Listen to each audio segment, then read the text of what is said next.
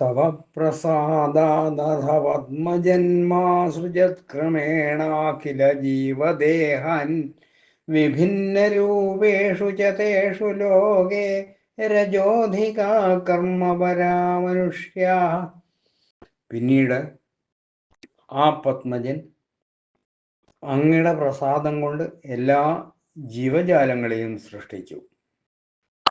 ലോകത്തിൽ വ്യത്യസ്തങ്ങളായ രൂപങ്ങളോടുകൂടിയ അവയിൽ മനുഷ്യർ രജോ ഗുണ അധികം ഉള്ളവരും കർമ്മപരന്മാരുമാണ്. ഭഗവാൻ മറഞ്ഞ ശേഷം ബ്രഹ്മാവ് സ്വകർത്തവ്യമായ സൃഷ്ടിയിൽ നിരതനായി. പ്രാകൃതവും വൈകൃതവുമായി സൃഷ്ടി 9 വിധത്തിലുണ്ട്. കൂടാതെ കൗമാരസർഗം വേറെയുമുണ്ട്. ഉദ്ഭിജം, അണ്ഡജം, ജരായുജം, സ്വേദജം എന്നിങ്ങനെ ജീവന്മാർ പലതരത്തിലുണ്ട്. ഇക്കൂട്ടത്തിലുള്ള മനുഷ്യർക്ക് രജോ ഗുണം അധികമാണ്.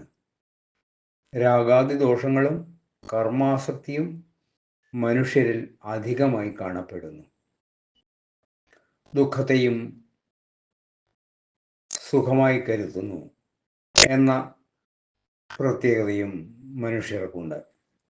സർവത്ര ഗോവിന്ദനാമ സങ്കീർത്തനം. ഗോവിന്ദ ഗോവിന്ദ.